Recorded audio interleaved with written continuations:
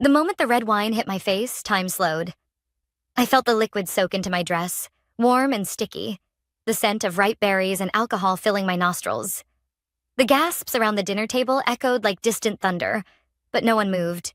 No one said a word. And then came the laughter. His laughter. "Why are you always acting like such an idiot?"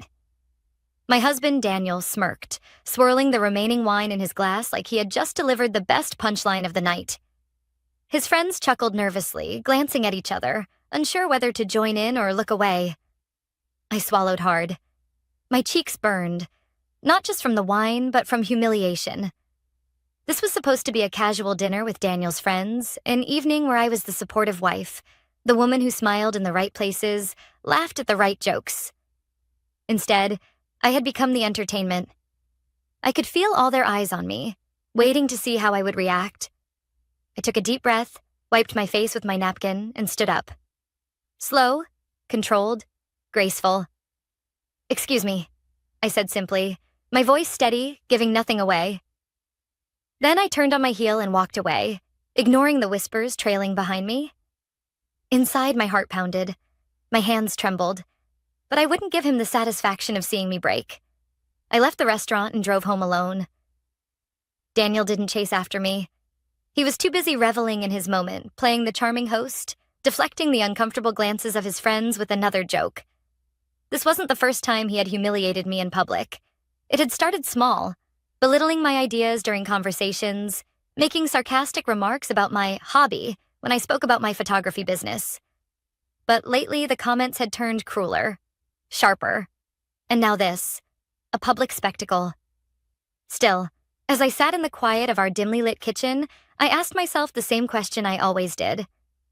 Was it really that bad? I hated that part of me, the part that always wanted to justify his behavior, the part that told myself he didn't mean it, that he was just stressed, that maybe I had embarrassed him somehow. But tonight felt different. Tonight, something inside me shifted. I wasn't angry. Not yet. The anger would come later. What I felt now was something far more dangerous. Clarity. I heard the front door open just after midnight. Daniel's footsteps echoed down the hall, slow and casual. I pictured him. Tie loosened, still basking in the glow of the evening, expecting to find me sulking, maybe even crying, so he could wrap his arms around me and say something dismissive. "You know I was just joking, babe. Don't be so sensitive. You embarrassed yourself more by overreacting."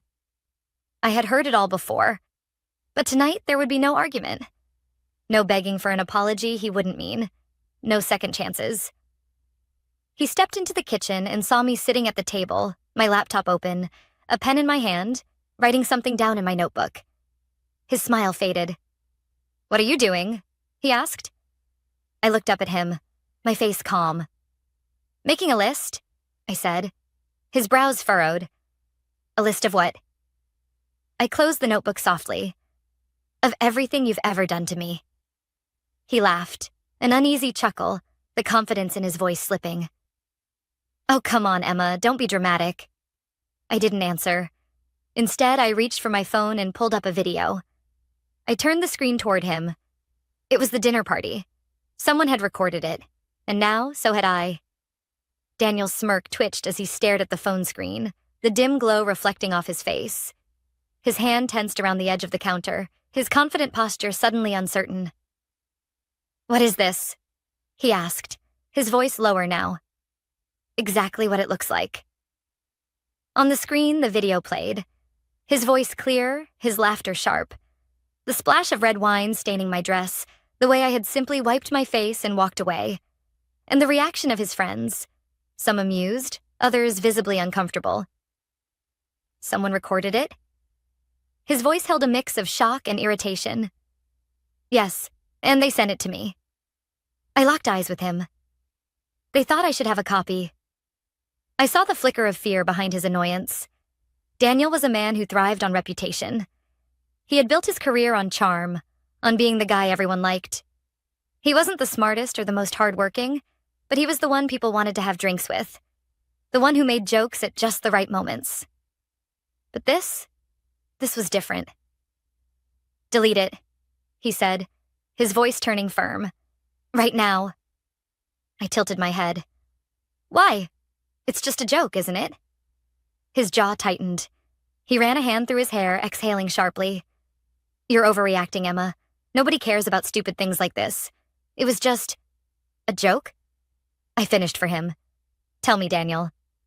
If I had done the same to you, would it still be funny? His lips pressed into a thin line. Of course not. If the roles had been reversed, if I had humiliated him in front of my friends, thrown a drink in his face, and laughed at his expense, he would have stormed out. He would have called me unstable, embarrassing, ridiculous. But Daniel had spent years convincing me that his words were always just jokes, while my feelings were overreactions. Not anymore. Emma, come on. He forced a laugh, but I could see the cracks forming in his facade. What are you trying to do here? Punish me? You're being ridiculous. I stood up slowly, picking up my notebook and flipping through the pages. Do you know what this is? I asked, tapping my fingers against the worn paper.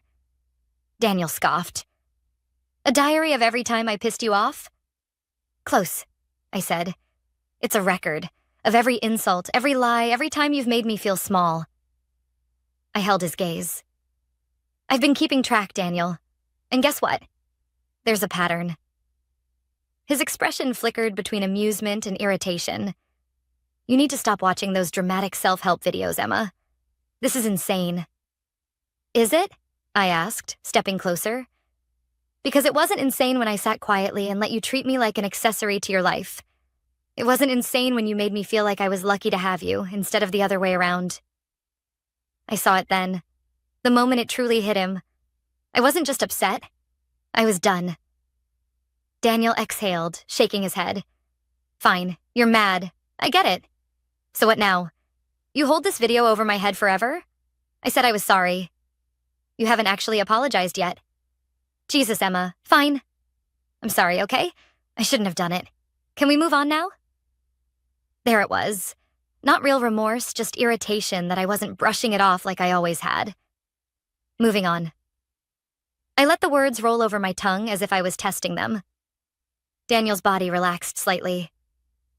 Good. That's all I'm asking. Oh no, I corrected. I meant me moving on. Not us. His head snapped up. What? I called a lawyer today. I let the words settle between us. He blinked like I had spoken in a language he didn't understand. You're not serious. I held up my phone again, this time showing a different screen. A list of legal consultation appointments. Very serious. His laugh was hollow. You're overreacting, Emma. You're not actually going to throw our marriage away over this. Our marriage? I arched a brow. The one where you insult me in public? The one where you make me feel like I'm nothing? I shook my head. Daniel, I didn't ruin our marriage. You did. I just finally decided to stop pretending otherwise. Daniel ran a hand over his face, pacing the kitchen. He muttered something under his breath before turning back to me. What do you want, huh? His voice turned sharp. Do you want me to get on my knees and beg? Is that what this is? I don't want anything from you, Daniel. I said simply. That's the point. He laughed again, but there was nothing amused about it. You're being dramatic. You won't actually go through with this. I just smiled. Wait and see. I turned to leave, but before I reached the hallway, I glanced over my shoulder one last time. Oh, and Daniel? I said lightly. I'd think twice before laughing this off in front of your friends. You never know who else has a copy of that video. I didn't wait for his response.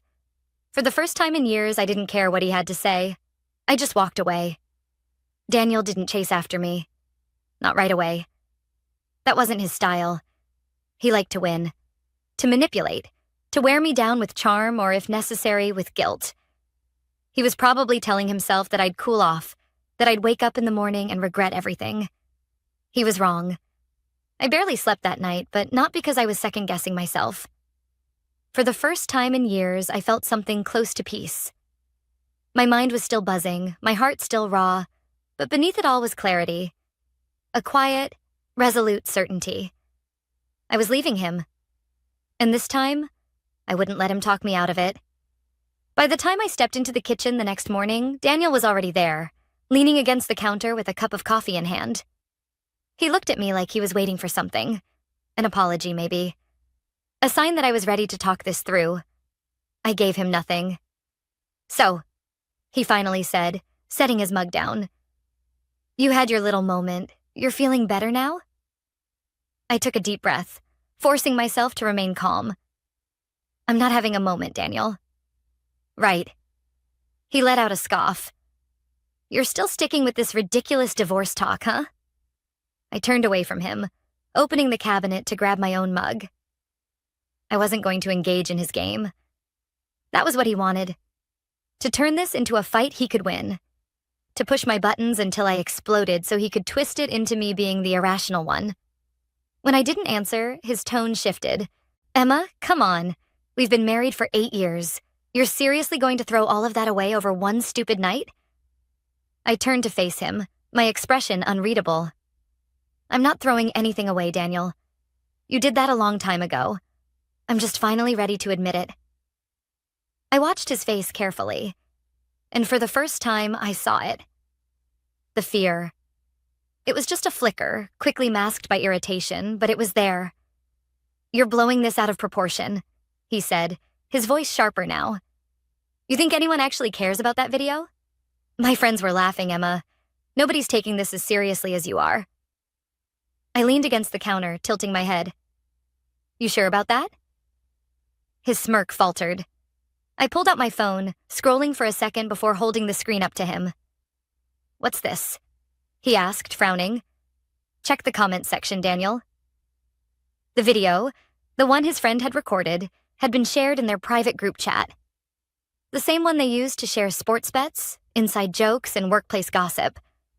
Only this time, the messages weren't what he expected. Man, that was rough to watch.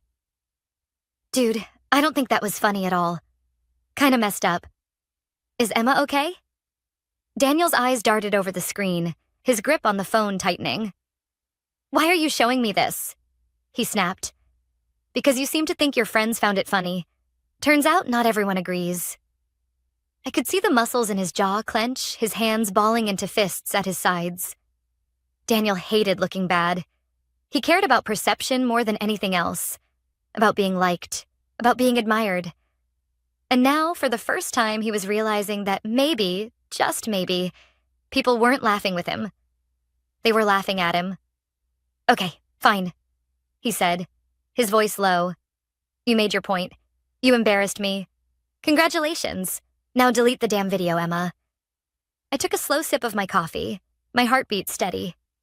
"No." His face darkened. "Excuse me?" "I'm not deleting it, Daniel. And I'm not staying with you." He let out a humorless laugh, shaking his head. "You think you're the only one who can play games? You want to go through with this? Fine, but don't think for a second I'm just going to roll over and let you take everything." There it was. The real Daniel. The charming husband, the one who cracked jokes and played the role of the good guy. That was just a mask. Beneath it, he was exactly what I had always feared he was. A man who needed control. "I built this life too," he continued, stepping closer. "You think you can just walk away and leave me with nothing? You'd better think twice, sweetheart." I stared up at him, refusing to let him see the flicker of unease in my chest. "You're right, Daniel," I said softly. "You did build this life, and I hope you enjoy it, because by the time I'm done, it's all you'll have left." He frowned. "What the hell does that mean?" I set my coffee down, picked up my bag, and walked toward the door. Before stepping out, I turned back just long enough to deliver the final blow. "By the way," I said over my shoulder, "you might want to check your bank account." And then I left, leaving him standing there, confusion and anger written all over his face. The first sign that Daniel was unraveling came just 2 hours later. I was sitting in a quiet cafe, sipping a latte, when my phone buzzed on the table. I didn't have to look to know who it was. "Daniel." "What the hell did you do?"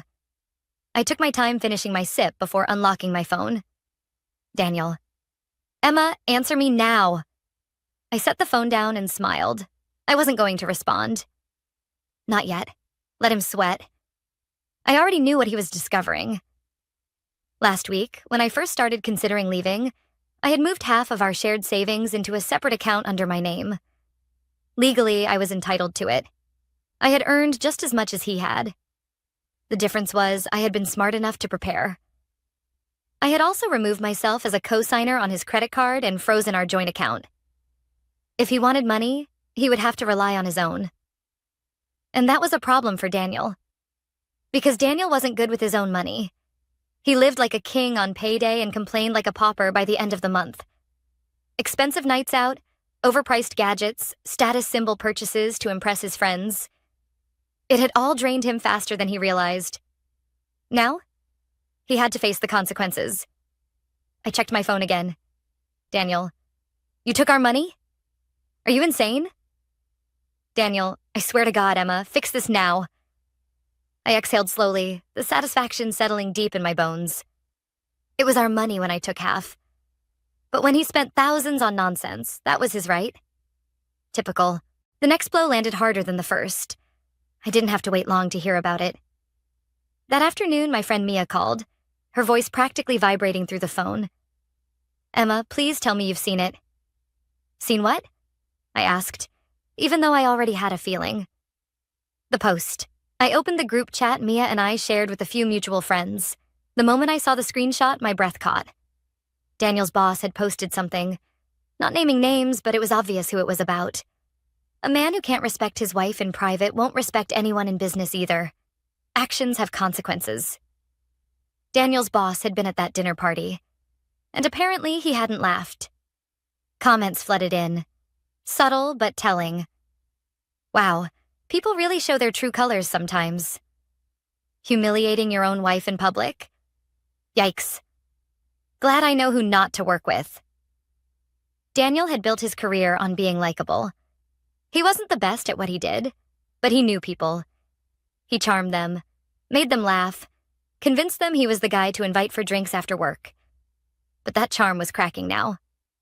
Because when you expose someone for who they really are, the people who once admired them start seeing the truth. And Daniel?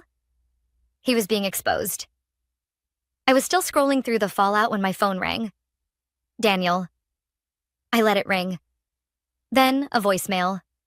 I put in my earbuds and pressed play. Emma, what the hell is going on? My boss won't return my calls. People are treating me like I'm some kind of monster because of you. His voice was shaking, anger barely contained. This is beyond petty. This is cruel. You're ruining my life over a damn joke. A pause. Then, a quieter, almost desperate. Come on, babe. I didn't mean it like that. You know that. I closed my eyes. I knew that tone well. The shift from rage to pity, from anger to guilt-tripping. He was grasping, trying to pull me back into the cycle. But I wasn't falling for it. Not this time. By evening, Daniel had gone from demanding to bargaining. I got another message. Daniel, let's talk. Just us. No fighting. Please. I stared at the words for a moment before typing back. Me. Fine. Meet me at the house in an hour. Then I picked up my bag and headed out. When I arrived, Daniel was already there, pacing. He turned sharply when I walked in. Okay, he exhaled. Let's be adults about this. Let's talk like normal people. I folded my arms. Go ahead. Look, I was an ass. I admit that.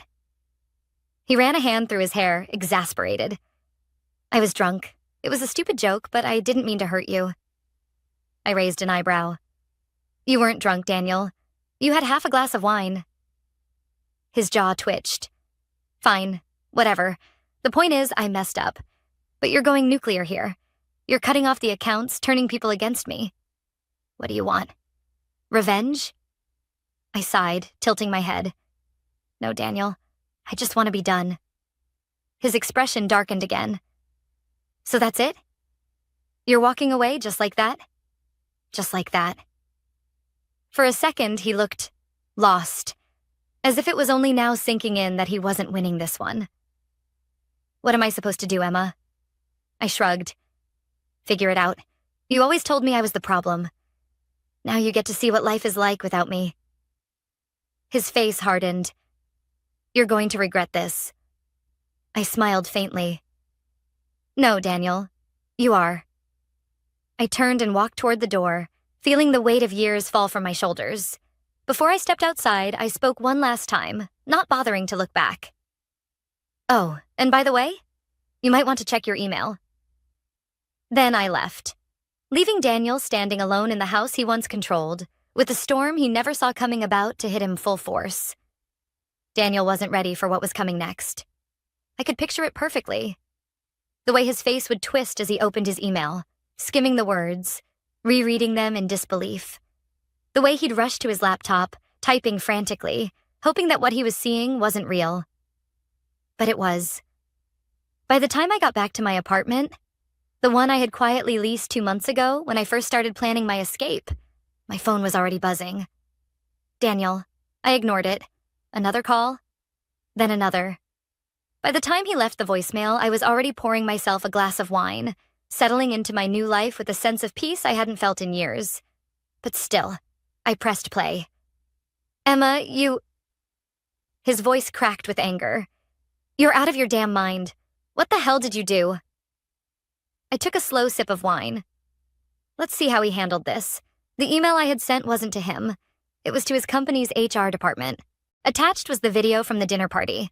A clear, undeniable display of verbal and emotional abuse. In public, no less.